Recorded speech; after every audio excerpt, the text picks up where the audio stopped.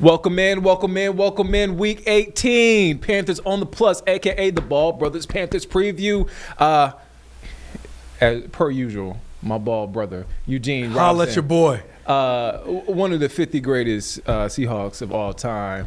Safety, Eugene Robinson. I got to do the intro well, man. I appreciate it, dog. Give a brother his flowers. I take it, man. I'll take a tulip there. Okay, that's cool. You're one of the greatest players, but this wasn't one of the greatest games by the No, Panthers. because they played the Seattle Seahawks. Mm-hmm. And the Seattle Seahawks, let me just tell you, they are no joke. Offensively, they're extremely strong, but I think where they really excel is their defense. Oh, my God. Their defense can be really smothering and suffocating defense, and based on our offensive production, that was the case. I thought that the Seattle Seahawks defense, they kept us to 10 points, whatever it was. Yeah. But the Seattle Seahawks defense was a smothering defense. They were able to stop the run.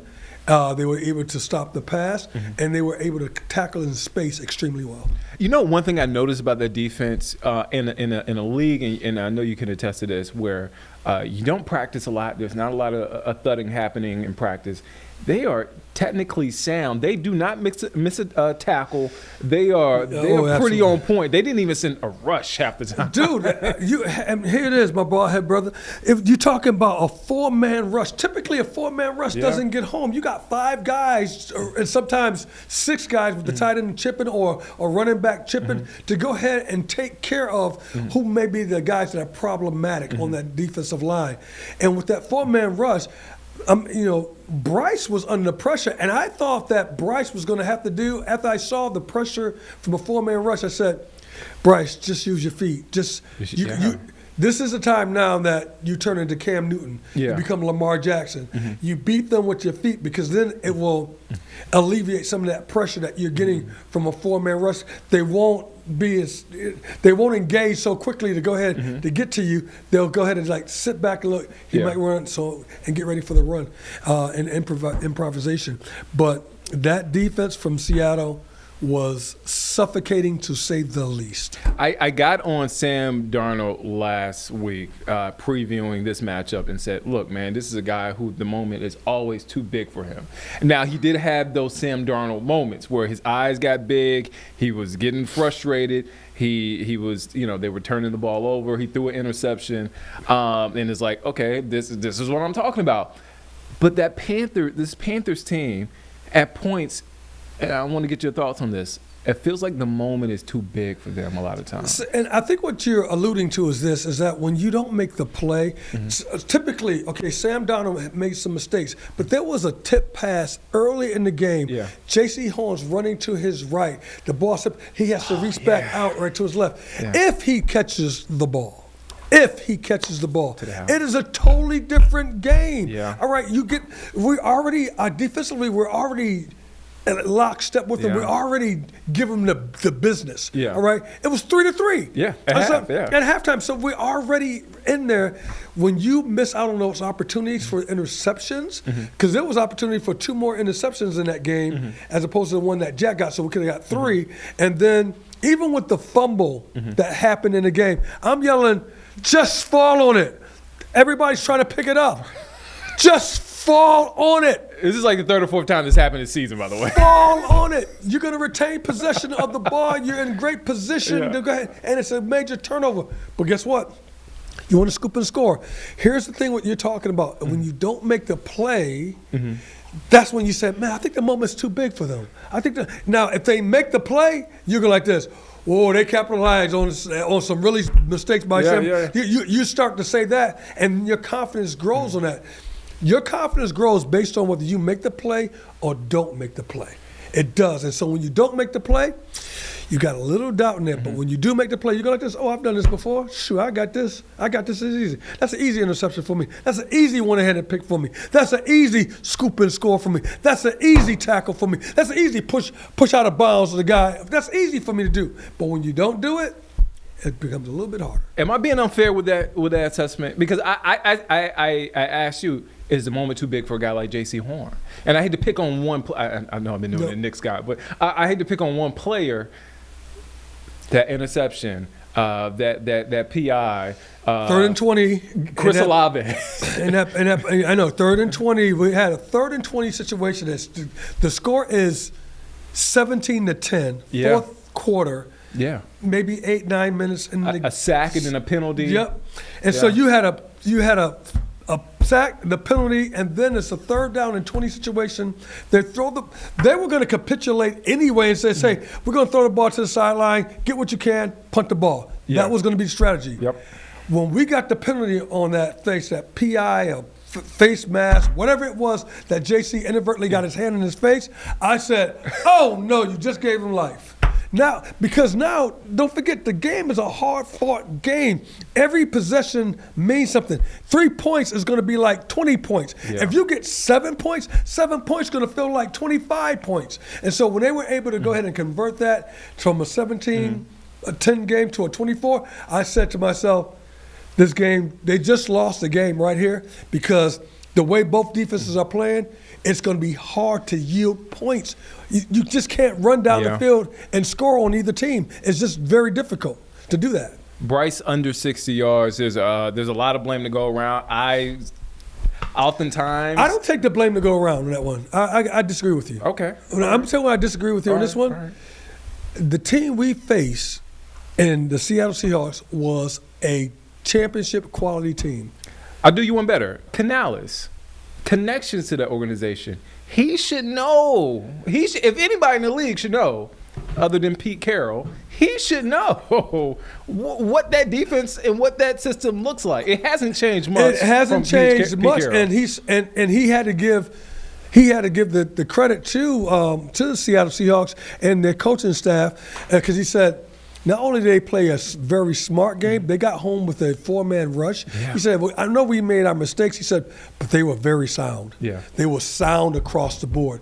And what that tells me is sound across the board is that you're not doing anything to jeopardize yourself, anything to compromise yourself defensively. You're not doing any of that stuff. Even when you blitz, if you are blitzing, you're doing something that's really safe or something that you know that your guys can accomplish and execute.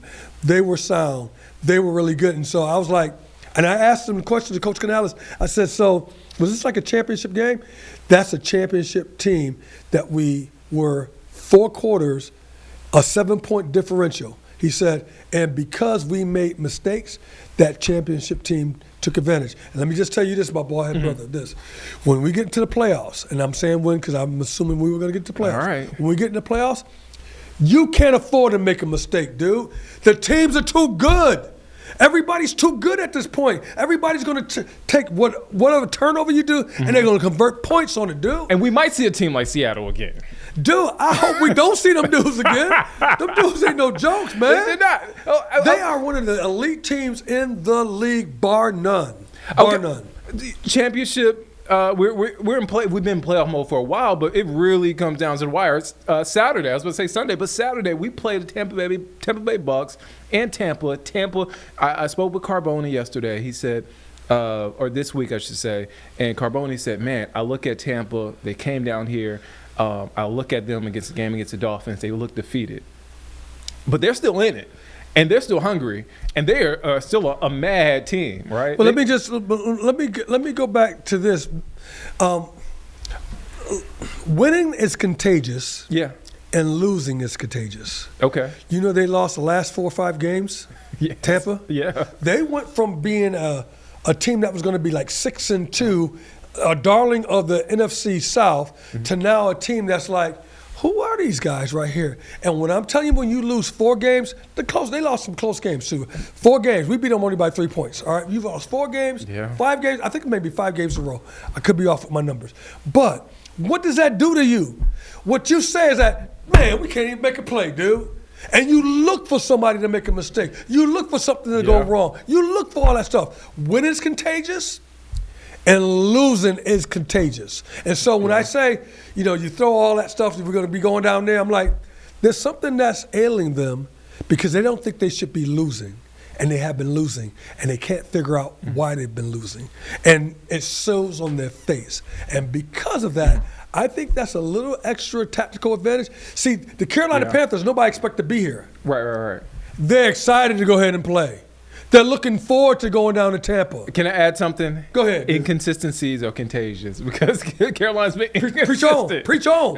So something's got to give on Saturday. Somebody's got to win the division. Okay, but here's the funny thing, because we've been so competitive in our division against in our conference, is the fact that even if we lose the game, and the Atlanta Falcons were to win their game in Atlanta versus the Saints, guess what? We have a tiebreaker against Atlanta because we beat them twice, and we have a tiebreaker against the Tampa Bay Buccaneers. So even with a loss, a win by the Atlanta Falcons puts us in the playoffs. Eugene, we might have to send you to Tampa Bay, man. Man, what? You need some of that good. Are you going to the game? I'm not going to the game. Dude, we're going to be doing a streaming thing here, so I'm going to be here. But I'm just saying, we need some good juju there. I know Danielle Stein's going to be there, but we need some more good juju. Dude, and just my experience, when you're coming down the wire in November, in December, you say you got to win because that puts yourself in the playoffs. Yeah. When you win in November, December, you put yourself in the playoffs. But when you lose in November and December, guess what? You eliminate yourself from the deal. We've been 1-1. We've been winning, losing, winning, losing. We did that for like 10 weeks already. Winning, losing, winning, losing, winning, losing, winning, losing. But Tampa has been losing. You know, there's a difference. You know who keeps winning? There's a difference. We keep winning. The show keeps winning. You know that's right. Plus, Ball Brothers Panthers preview. We're going to take a quick break. We'll be back. We'll talk more Bucks Panthers rematch coming up. You know that's right.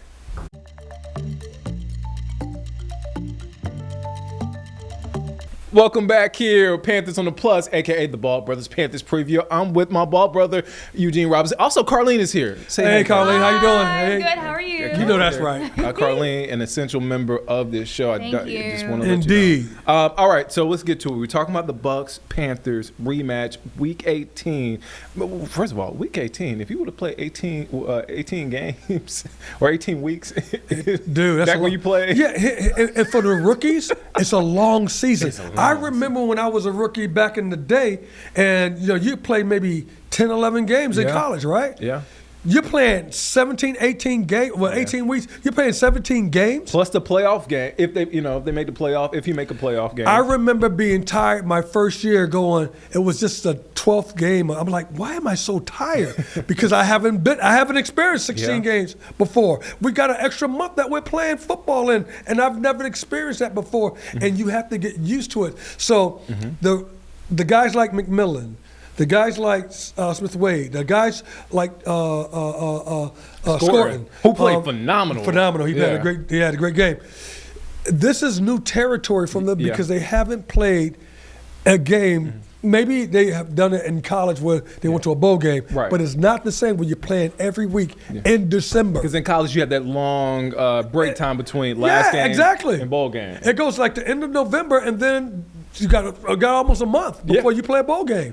And now they're playing games. You're practicing. You're in and out. You're in and out the stadium. You're back and forth. You're on a plane. It's a long season, and you got to get used to it. Do you think that's having an impact on McMillan? Because he's been sort of he's come in spots, but he's largely been a no-show. Like I think he and XL Xavier Legette combined for like 2 catches, 8 yards, something like that. But I know he was sick on the injury report on Sunday. But you think that fatigue may be playing into why he's not been around as much? No, I think the one thing that's playing into it, maybe a little bit fatigue because of the long season. But I think primarily is that they know you're the number one receiver and you're going to get the rock. And they're going to say like this, all right, Bryce, throw it to somebody else. All right, here it is. Two hands, dog. Dude, please. And here it is. Let me just be the honesty here. Is that Legette has gotten better, but early in the season he wasn't catching the rock that way, right? No. So what do you do if you're on the other team? You go like this.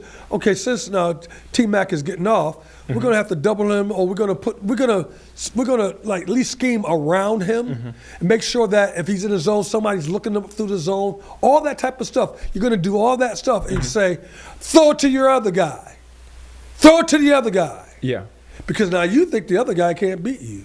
So I think it's a combination of both. I think it's one that he's being highlighted, and I think it's also because it's a very, very long season. It's not a bad strategy because they're But now you got Jalen Coker, though. Well, yeah, but they say, hey, your other guy is Xavier Legette, and he's not getting as many targets. So they're like, you don't even trust that other guy. And that's what my point is. My point is that they're saying, okay, Bryce, we know that's your guy. Yeah. Okay, let's try to take away your guy. Yeah. So we take away that threat. Now you got to throw the ball somewhere else. You throw the ball a little bit laterally to Rico Dowdle and maybe Chuba Hubbard. You do more screens. The ball doesn't go down the field unless it's going to Jalen Coker. All right? And it did go to Legette on one play, a touchdown. Yeah. So I don't want to, don't disparage him. I don't want to do that. No. But I'm saying tactically, if you're a defense and when you look at the film, what stands out to you? T-Mac got to stop that dude. Do I need to stop this other guy? No, we all right. That's what they're saying tactically. On paper against the Bucs, they should play a lot better. Guys should get open like they did a couple of weeks ago because, look, that Tampa Bay secondary, not really good at all. And they have that's older defense. That's a defense, you're talking about Levante David, who's been in the league. I've always been a big fan of Levante David. Since the dinosaurs. Yeah, exactly. He's been in the league for a long time. Yeah, he has been, and he's always been a really, really good. They are struggling defensively, and this is where Bryce could take advantage. One thing I expect them to go ahead and do, I expect them to get into an 8-man front and stop the run, because if they don't, if they go ahead and get into maybe their typical 4-3 to 3-4, don't drop down to safety, and now you can spread them out a little bit and then run Rico Dowdle or run Chuba, I think that Rico Dowdle, in my opinion, I think he would just absolutely eat them up. And then it allows you to go do a lot of play action. Now, what does that happen? You get play action, you get man-to-man coverage, typically speaking, because you got an 8-man front. Now you got to go man-to-man coverage. You play some form of cover 0, cover 1. I'm just saying, or maybe you give it cover 3. I think if we run the ball well, it lends itself because they're going to have to get into 8-man front. If they do get an 8-man front, they're going to say, okay, Bryce, can you beat us? Bryce, can you beat us? And Bryce answered the question already. He's already answered that question. Can you beat us? Yeah, I can come from behind and beat you. Can Canales answer that question? Because he's already done answer the question. Every other week, it feels like the play calling has been uninspired. Guys are not getting schemed open. A lot of stuff looks like, because Bryce's main job is throw it to the open guy, throw guys open. Don't turn over the ball. He hasn't turned over the ball in weeks. We trust Bryce when it comes to ball security. But guys are just not getting open. They aren't getting open like they were earlier, and I don't think that's much more a function of Coach Canales. In the run game, I want to mention the run game too. I think it's a function of the other defenses. I mean,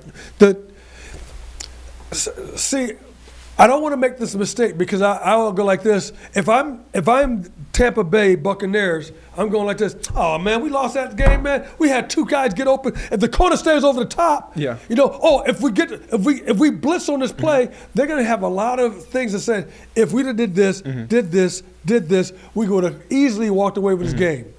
That's what they're saying to themselves. We would have walked away from this game. So what does it become now? Did that mean that coach had a bad deal? This is the landscape of football. I line up against you. You line up against me. You can have a great scheme. Colleen, I'm gonna put it in this way. Colleen, I'm just telling you, it's me against you. Now, what you own do, what you own do, what you own do. Well, what you gonna do? She went to University of South Carolina, I know. So I don't know if they. No, they're not. We ain't got a bowl. We ain't got a plate, a spoon. We got nothing. We got nothing on the Gamecocks. But that's another day. But the Gamecocks get down. But what it comes down to me against you. Yeah. All right. You make it came down to J.C. Horn pushing the guy out of bounds or getting a pass interference. It came down to, against the Saints, Latham Ransom hitting the quarterback as he's sliding to now have maybe a 62, 64-yard field goal as opposed to a 48-yard field goal with the yardage tacked on because of the penalty. It comes down to those instances. They have nothing to do with the execution, nothing to do with the game plan, nothing to do with the play, everything to do with you're running the ball and it's me against you. Now, do I be prudent? Do I be wise? Do I try to stop you? How do I do it?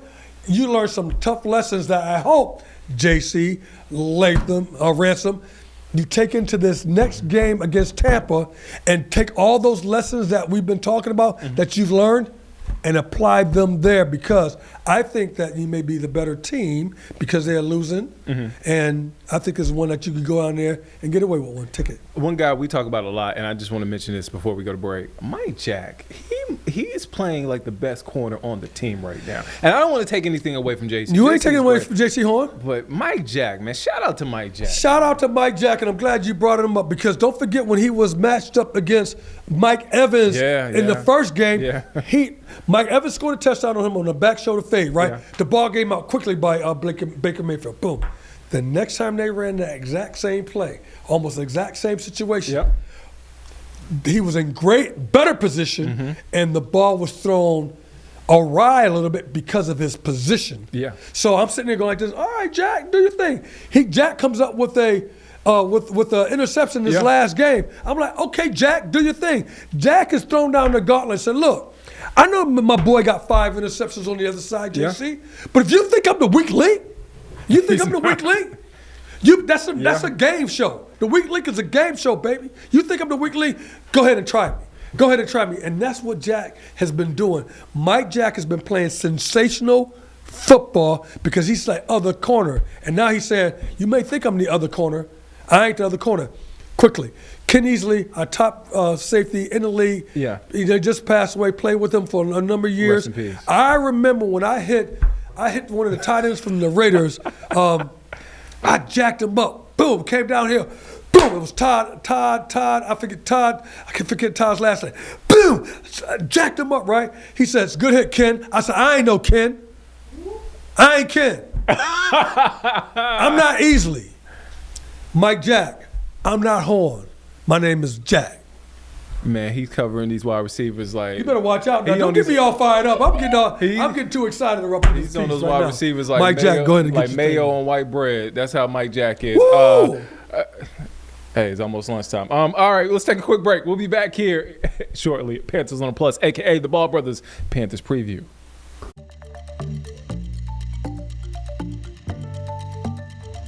Welcome back, Panthers on the Plus, a.k.a. the Ball Brothers Panthers Preview. All right, let's get to some quick hitters.